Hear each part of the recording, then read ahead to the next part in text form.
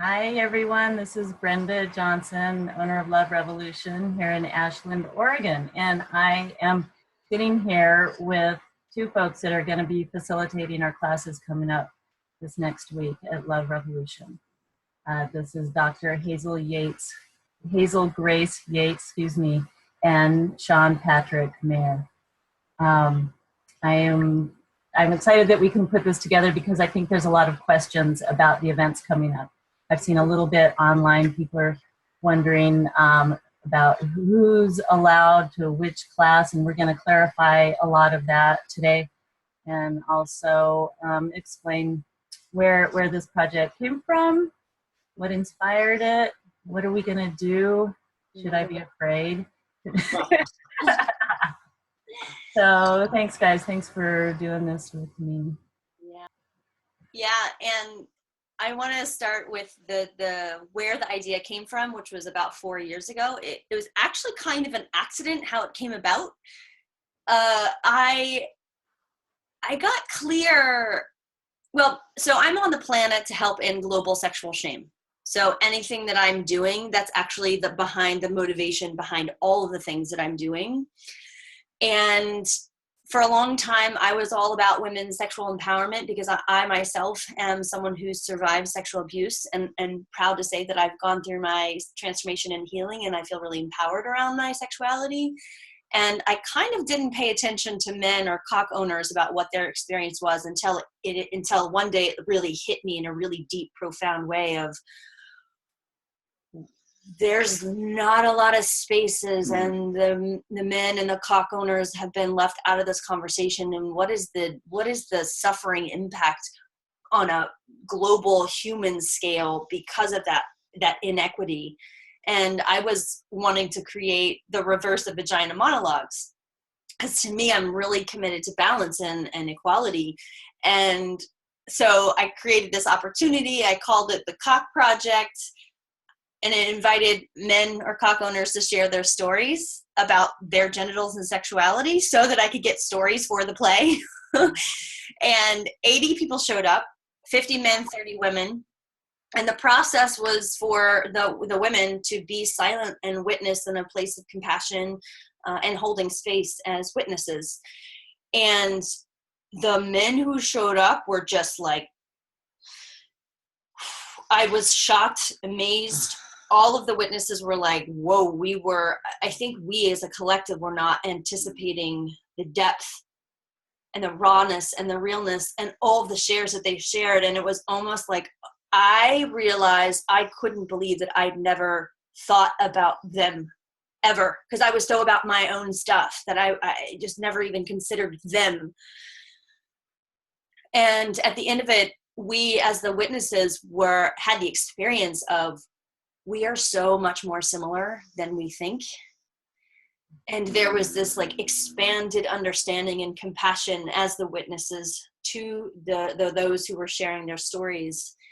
And the ones who were sharing the stories, the cock owners, felt validated and normalized, and were saying things like, I thought I was alone, or I thought I was broken, or I thought there was something wrong with me, and it feels so good that I'm not alone, essentially. And so the workshop was born out of kind of an accident. I did a play, but the play actually wasn't the thing. The workshops were the thing. So I did the Cock Project for years, and then someone said, what about the Pussy Project? I was like, oh, okay, I'll do that too. And that is potent in and of itself in many similar ways, and some in slightly different ways. And as a pussy owner, as a woman, to be able to share my story in the presence of witnesses from both genders is so cathartic and empowering and healing. And the other thing too is it feels good also to claim and own my power and be celebrated in that. It's not all about shadows and shame. So that's also an important part of this process is the whole spectrum of the human experience in relationship to our sexuality and genitals. Right. Yeah, I feel like we're all kind of on a similar mission here, like me with my sex positive shop, where I can hold space for people that are ready to look at some of the things that can be changed. the shame and the programming that we get from the society. Even if we had a really good upbringing and no abuse or trauma, it's a global thing that we are taking on, and a lot of people are really ready to heal from this. I feel it every day. The stories that I get, and the relief I feel from my customers, where they finally have a place where they can go and talk about this. And again, like you said, not just the trauma, but the pleasure too. Yes. We don't have a very, you know, it's almost more acceptable to talk about the pain and trauma than the pleasure and how much fun we're having with our body. So this is fantastic. It's a great collaboration with all of us. And I was thinking about my life, and it's like, wow, am I gonna share? And just feeling into that. Am I just gonna be a witness next week? And I think I do want to share. I think, like you've said in some of your promotion, we all have a story, and a lot of mine has been just shoved down, just like many people. Me, you know, starting off on a spiritual path and doing the spiritual bypass, not wanting to look at that. It's like, yeah, like, no, I'm good with that. I think I've dealt with that. I'm cool. We're just going to go straight to God, right? Exactly. Healing the sexuality is a great place to start, so that we can then get there. But we've got to deal with these bodies first, I feel. Yeah. Thank you for sharing that. And I love your transparency and vulnerability about you, who is someone who's a spearhead pioneer in this realm, and even you are like, am I going to share? I think so. And like, I just really appreciate your authenticity. Yeah. And I actually want to, well, say whatever you want to say, but I want to ask Sean to talk about what it is in the process. Well, that's funny. That's what I was going to talk about. Well, how perfect. Yeah, I wanted to clarify, like what the structure looks like. And one of the big questions that I've noticed a lot is who can come to these events. And like what I want to say about that is the magic is actually created by having a diverse group in the room. It's necessary to have people from all walks of life and all identities to show up in this space, because that's how we actually begin to tear down the walls a little bit and create some connection and realize that we all have a lot more in common than we have different. And so the way it works is we start out in a big circle and we spend about an hour creating a really, really safe and solid container, go through agreements and confidentiality and all these pieces that allow us to all settle into the space of feeling safe and feeling prepared to actually begin to share our stories.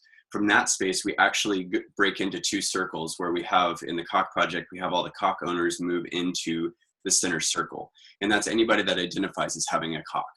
And they move into the center circle. And then from there, I begin asking questions into that circle while everybody else sits in an outer circle, and it's kind of nested within that. And they begin to witness and just hold space in that compassionate way, as Hazel Grace had mentioned. And at the end, the witnesses are actually given space to share impact and how that landed for them. And for a lot of these circles, that's actually a huge place where like the magic really comes out. So we've worked for hours on building this container and going through the process, and all of a sudden impact is shared. And it's just, that's when like the roof comes off a little bit, like in the way that I experience it. So, and of course the Pussy Project is the opposite, is the same format, but the pussy owners are in the inner circle and all others are in the witness circle. And so one piece to this is we're inviting everybody to choose for themselves. Everybody is a sovereign being. Anybody that identifies with having a cock, that's, you can choose to be in any circle, and you don't have to either. If you want to sit in the outer circle, even though you feel like a cock owner, you're welcome to do that. This is for everybody to feel safe, comfortable, and express themselves in a compassionate and safe container. Great. Yeah. Thank you for explaining that. That feels really good. I've learned from different, I've hosted hundreds of classes at the shop and now in a women's group too, but the tighter we can create that container, the safer it is, the freer everyone becomes. And it sounds like, and I never had any doubt that you guys have it dialed in. So thank you for doing that. Mm-hmm. Yeah. And I just want to ask you here at the end, Brenda, I believe that you reached out to me. I think I'm trying to remember how we got connected. Is that true? I think there was another person involved Okay. that All right. mentioned you to me, and I saw what you were doing. It's like, oh yeah, that we need to do this. Yeah, so it was just an intuitive yes, like there was a pull towards it. Yeah. Yeah, cool. Well, we're honored that you said yes and that you're hosting us and that we get to bring our love and magic to Ashland, and we so look forward to meeting your community and being in service. Thank you. Yeah, it's a really beautiful community, and yeah, folks are ready to do this and to just have this expression and it, very powerful experience. I can feel it already. You know, it's all just starting to gel. So I want to say this is July 5th and July 6th. Yep. Coming up, July 5th is the Cock Project, July 6th, Pussy Project, and people can reserve their tickets online. It's tiered ticketing, so if you hop on it now, you can save some money. And it's right downtown Ashland at Love Revolution. Awesome. Anything else you feel like would help clarify? No, I feel good and clear. Yeah. And if people have questions, they can feel free to ask us. Yeah, great. Yeah, you guys are very accessible. Lots of information on the Facebook events, and it's on the Love Revolution website as well. Awesome. Sweet. Happy travels. Yes, thank you. We'll see you next week.